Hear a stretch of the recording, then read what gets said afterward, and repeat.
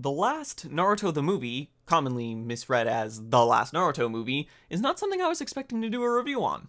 I'm not that into Naruto to begin with, I don't really actively hate it, I'm mostly indifferent, but I knew I wanted to see this movie when I found out that it was going to be very largely about Hinata, because Hinata Best Girl.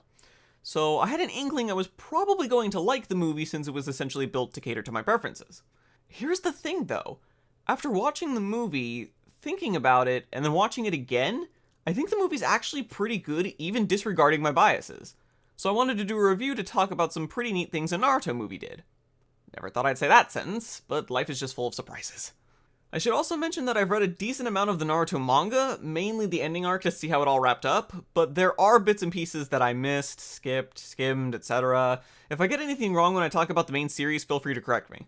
Also, seeing as how some other YouTubers are dealing with some shitty copyright strikes, I've decided to pull out all the stops and use my boundless creative abilities to make this review as copyright-friendly visually as possible. You can thank me later. If there's one thing this movie excels at, it's the character development and relations, mainly with Naruto and Hinata. By the end of the movie, you can completely buy into their relationship. Though I'd say the pacing on that front is better in the first half of the movie, much more than the latter.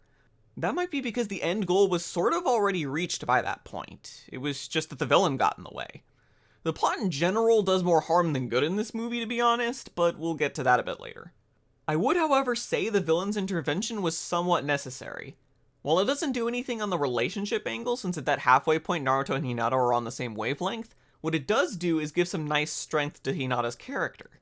Her feelings for Naruto were a huge part of her character throughout the series, some would argue the only part, so presenting a situation where she has to put that aside, especially when it's handed to her on a silver platter, is a pretty huge deal. Likewise, Naruto also develops as an individual throughout the movie. At the end of the series, he had become a hero, but he still had bits of immaturity to him that didn't make him fit to be a strong leader. A lot of this growth is shown through his budding relationship with Hinata in this movie, which was clever. Although, to be entirely fair, a chunk of his character growth was also already done between the series ending and the start of this movie. Naruto acts notably a bit more mature from the beginning. Regardless, the movie still portrays that new maturity well. The way he carries himself through a lot of his actions have noticeably more thought to them rather than before where he acted largely impulsively. Not that he doesn't still immediately rush into some things, but you can tell there's more going on in his head now than just, must stop bad guy from doing bad things. Also Sasuke. It's a nice change. If only the plot were portrayed as well as the characters. It actually manages to be bad on two completely different levels. First of all, any plot at all was largely unnecessary to begin with. It's pretty clear that the romance between Naruto and Hinata was the core idea of the movie, but it's like they figured just that wouldn't be enough to appeal to enough people, so they decided it was necessary to have a villain with world-destroying ambitions in order to keep people's attention so they wouldn't fall asleep in their chair. To be fair, you can make a big plot work in a romance-focused movie, but what they came up with is the second level that it falls on. There is literally a giant enemy crab at one point. Yes, literally. I wish I was exaggerating. There's also a bit where the villain traps Hinata in a literal cage, which I guess he made from his raw power or something, because it happens while they're on a random part of the moon. Honestly, the whole being on the moon aspect of the movie's also kinda weird, but at least they bother to set that up throughout the movie. Anyway, cage, right. The idea of it is obvious and all, but it's just so blunt visually that it was jarring. Some creativity would have done wonders there. Even the classic strong attack that knocks the character unconscious for a bit would have been a better choice. Lots of little bits like these where you just do a double take and wonder if you really saw what you did. Honestly, outside of their absurdity, they're not a huge problem, but because of how well handled the character side of things is done, they stand out more than they normally would. Mainly because these parts are indicative of how slapped together and just not very well thought out the plot was. Need half the team distracted from helping Naruto and Hinata? Throw a giant enemy crab at him! Need to keep Hinata out of a fight between Naruto and the main antagonist? Materialize a cage out of the air and toss Hinata into it! I mean, it's already weird enough on a general level. Who looked at the concept of a movie about the budding relationship between two characters and decided, you know what this movie needs to spice this up? A moon ninja who wants to crash the moon into the planet. If they had to have some kind of plot for this movie, it should have at least been a much more subdued mission rather than something on such a big scale. After all, the climax of this kind of movie isn't beating the villain, it's the resolution of the relationship between Naruto and Hinata. Outside of the glaring issues, there are also parts of the plot that are somewhat weak on their own, but then end up getting used for neat things, so I'm conflicted on whether I like them or not. Like how there's a scene at the start where the younger versions of the main characters are in class and are asked who they would spend their last day with if the world were to end. For example, if the moon were to start falling. It's foreshadowing so blunt, it doesn't even really count as foreshadowing anymore. That's just straight up telling you what's going to happen.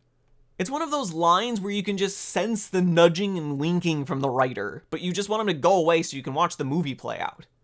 On the other hand, this scene then set up one in the memory sequence where, after the same scene happens, the moon actually does fall on the classroom. The moon isn't to scale, but the scene, perhaps ironically, has some nice weight to it. It's presented in a way that might actually make you recoil in shock a bit. To be fair, it's also done in a way that somewhat fits a comedic timing sense, so there's also a chance you might laugh. But hey. There's also the whole deal with the scarf. Right from the beginning of the movie, it's made pretty damn obvious how it's going to play a part in Hinata and Naruto's budding relationship. It's another situation of being pulled out of the movie because of how absurdly blunt it is that you can practically see the lines written in the script. I don't want to be too hard on the whole scarf thing because tons of people already poked fun at it conceptually before Kishimoto explained that it's actually based on him and his wife, but its introduction into the story just doesn't feel natural. This opening supposedly happened a really long time ago, yet only now is Hinata making a scarf for Naruto. On the plus side, the scarf is then used in the memory sequence to link together Naruto and Hinata's memories. The redness of the scarf is emphasized as it leaves Hinata's backpack and wraps around Naruto, because it's meant to draw reference to the whole red string of fate idea where people connected by a red string are destined to be lovers. Unlike the introduction of the scarf itself, this feels a hell of a lot more clever, mainly because it's making use of something that has already been established in the story. I mean, if there had been no scarf brought up in this movie until that scene happened, then it would have been annoying because it would feel like its sole purpose of it was just for that one scene. Lots of, this part wasn't too great, but it did let them do that thing at that other part kind of writing. Though speaking of that opening scarf scene, I should mention there is one giant issue I have with the movie, which is actually on the character side of things. It seems to change the basis of Hinata's feelings for Naruto. It was probably unintentional, seeing as you still get the original speech she makes during the pain fight, but the movie almost makes it seem like she started liking Naruto just because of that opening scene, since he was nice to her when everyone was making fun of her eyes. Which is a really odd switch to make considering it's almost the exact opposite of how it starts in the actual series. Nobody likes Naruto at all, but Hinata sees how hard he tries despite the world being against him, which inspires her in turn, given her different yet also similar situation, and also plants the seeds of affection. I mean, correct me if I'm wrong and the opening scene isn't actually brand new that was made just for this movie, but as far as I'm aware of, it is. Though even if it isn't, it doesn't change the issue of the scene relying on the scarf a bit too hard to tie the two of them together when there's already a much more interesting basis for her feelings.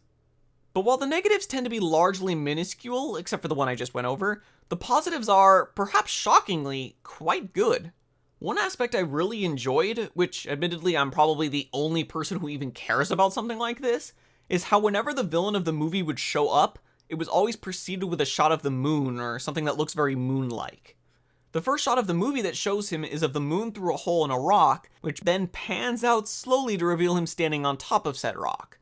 When Hinata is in the park on the swing, the camera's at an angle that has the nearby lamp positioned so it looks like a bright full moon in the sky.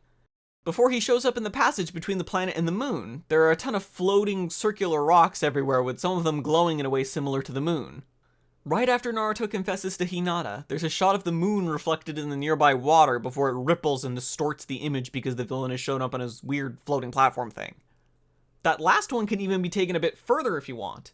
Naruto having confessed to Hinata would have created something beautiful, like the full moon, but the villain's appearance has caused a ripple in this perfect image. Or the moon could represent Hinata, since she's also apparently a descendant of this moon clan or something, and the villain is causing her to waver. I'd also be remiss to mention that the animation in the movie is pretty great when it wants to be. While there are multiple different animators that worked on the movie, I should probably draw special attention to Naoki Kobayashi. For reference on who he is and what he's done, if there have been any scenes in recent Naruto movies or the final story arc of the show that made you go, damn, that was awesome, on a visual level, there's a very high chance that Naoki Kobayashi was the guy who animated it. Know that popular fight that everybody likes to link around where Madara pretty much solos an entire army? Naoki Kobayashi did around 3 of the cuts in that. In this movie, he did most of the final fight between Naruto and the main villain, which included a final overpowered punch that's so visually awesome, you'd be forgiven for thinking you accidentally loaded up a One Punch Man episode. In fact, it was so similar, I actually checked to see if he did anything for OPM, and the one scene he's credited with is that bit in the OP where Saitama beats the shit out of a bunch of weird monkey things. He could have also done work on actual episodes for all I know, but it can be tough to figure out who animated what in things since all you get is a list of names at the end of an episode. It's largely learning specific animators' quirks and noticing them, which is admittedly something I still need to learn to do. I'm getting all this specific animation credit from Sakugaburo. Also, hot damn, the intro to the movie is an example of a great use of CG. You'd be surprised how great CG can actually look if some artistic flair and attention is paid to it. By the way, you may have noticed that I keep avoiding saying the main villain's name. That's because, honestly, I don't remember it. Like I mentioned before, I didn't care for him at all. I will say, however, that it was nice to hear Jun Fukuyama voicing him. I've always liked the guy, and it's nice when he voices a character that goes a bit loopy since he has a great crazy laugh. There's also a great bit from Junko Takeuchi, who voices Naruto.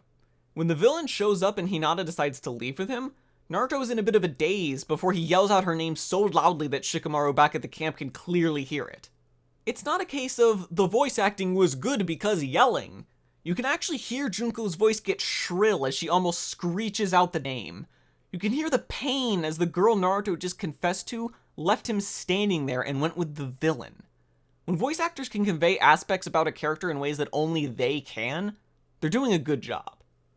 Something I repeatedly mentioned earlier is the dream sequence, which is one of my favorite parts of the movie. At its most basic, it's really just a sequence of flashbacks, but the way they make the individual scenes flow into each other, especially around the end, is often really clever. A certain shot of a character or a line of dialogue which then transitions into the next scene. And it's not just the scene-to-scene bits that are great, it's the way it manages to convey Naruto learning what it means to really love someone, at least conceptually, with how it plays around with the dialogue and who's saying what or who's talking with who. But easily the best thing about this movie is how it manages to show Naruto's entire journey from seeing Hinata as any other friend to falling for her without him saying a single thing about it. That's pretty damn impressive. Although to be fair, I would say it does happen a tad too quickly. Like I said, it's done by the halfway point of the movie. You can see after the dream sequence that the way Naruto looks at Hinata is different. At times he even has trouble keeping eye contact with her because he's getting confused about what to think of her. It then leads to a point where they're taking a break in the abandoned city, and they actually lose themselves in each other's company for a bit.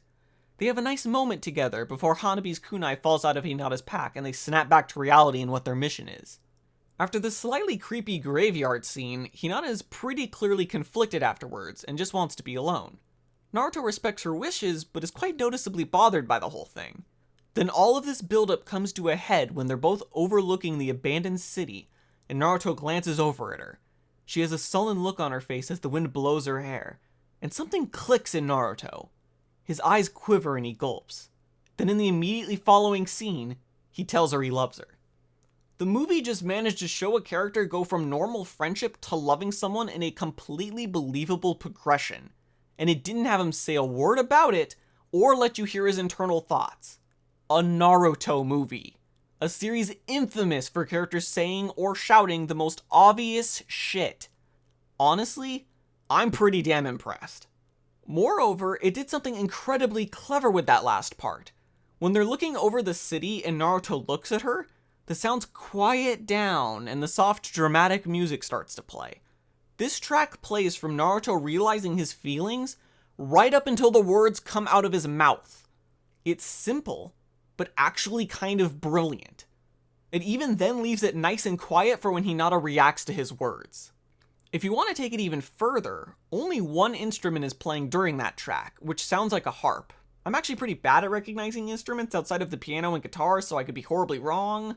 And then either the same song or a similar one plays near the end when they're both leaving through the passage to head back from the moon. And it's got what sounds like a harp and a violin, along with the occasional vocal chanting. You could say it's because when Naruto confessed his feelings, it was one-sided. Hinata couldn't reciprocate at the time, as much as she obviously wanted to. But at the end, they're both on the same wavelength, so the full version of the song plays. You could also make an argument for how only one instrument plays during the confession scene, but how two play for the end one. though I'm probably the only person who notices, let alone cares for that kind of observation. What I'm trying to say through this review that turned out way longer than I expected it to was that this isn't just a good movie by Naruto standards. It's actually a pretty solid movie. The plot is a bit of a mess to say the least, but it's actually pretty interesting on a character front. I didn't even cover the clever way they managed to explain Naruto's original affection towards Sakura. However, it's probably a movie that you need to have at least passing knowledge of Naruto to get more out of it. You don't have to be a trivia expert or anything, but the movie does seem to expect you to at least have a brief understanding of the relationships between characters going into the movie. The vast majority of people, well, anime fans, will already meet this requirement though. And if there's one thing you should get out of this movie, it's this. Hinata Best Girl.